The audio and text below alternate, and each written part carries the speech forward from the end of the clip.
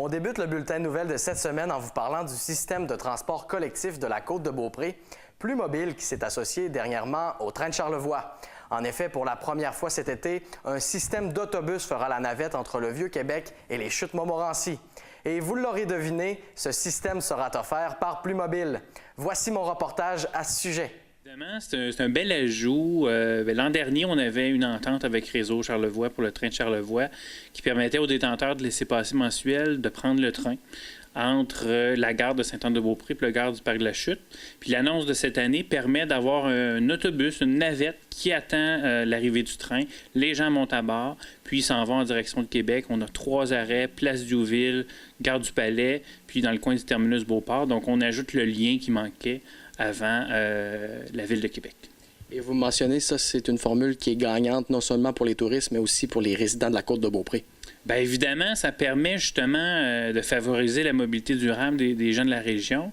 Puis le gros avantage, c'est que la navette, elle va opérer durant tout l'été, notamment les week-ends. Parfois, c'est 7 jours sur 7, puis ainsi de suite, mais notamment les week-ends. Donc, c'est à ce moment-là que du côté de Plus Mobile, on a peut-être moins de services. Mais là, la navette, elle, en étant rendue disponible les week-ends, bien, c'est un gros gain net là, pour les résidents de la région, puis par la bande, bien, les touristes.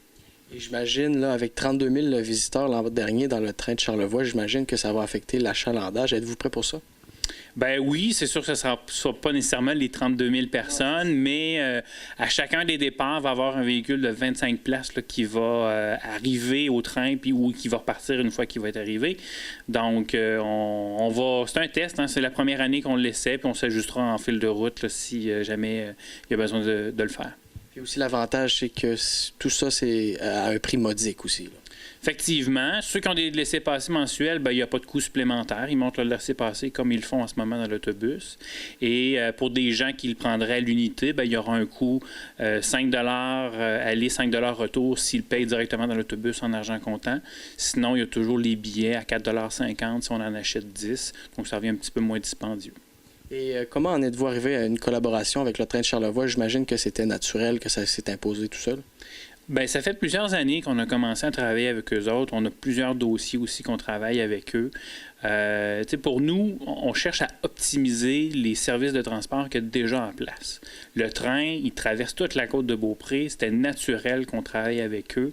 C'est un premier pas l'année passée, c'est un deuxième cette année. Puis ultimement, ce qu'on souhaite faire, c'est doter la côte de Beaupré d'un train de banlieue.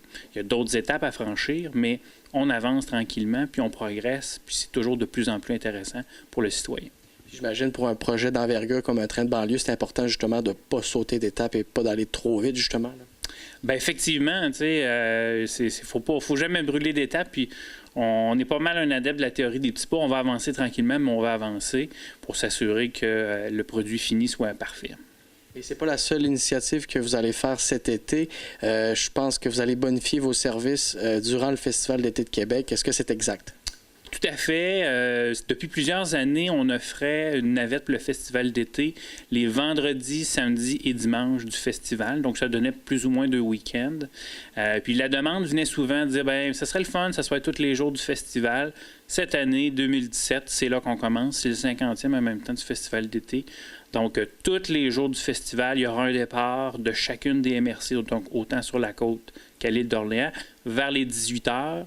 Et un retour à minuit pile, on revient de Québec, puis on ramène tout le monde. Donc, ça permet de passer une belle soirée au festival d'été, prendre un verre, mais on sait qu'après ça, on revient en transport en commun. Il n'y a pas de stress, pas de trafic, ça va bien. Donc, c'est la formule idéale. Puis les coûts sont aussi abordables que ceux du train. On parle de 5 aller, 5 retour, si on paye en argent comptant, 4,50 en billets, et ainsi de suite. Donc, c'est pas très dispendieux là, pour la quiétude qu'on peut avoir. Vous semblez être à l'écoute des usagers. Est-ce que c'est une priorité, justement, chez Plus Mobile? C'est une priorité chez nous, effectivement. Sans usagers, il n'y a pas de service, hein. On ne se comptera pas d'histoire, donc il faut être à l'écoute. On ne peut pas nécessairement répondre à tous les besoins, puis ça, on est quand même désolé de ça, mais je pense que tranquillement, on va être capable de faire plein de choses puis de répondre à tous les besoins. Donc, c'est un des exemples. C'est 2 exemples, justement, là, soit la navette avec le train puis la navette du festival d'été, de dire, bien, on bonifie, on écoute, oups, c'était ça le besoin, on répond aux besoins. Donc, tout le monde est gagnant là-dedans. Monsieur Avoine, merci beaucoup pour l'entrevue. Merci.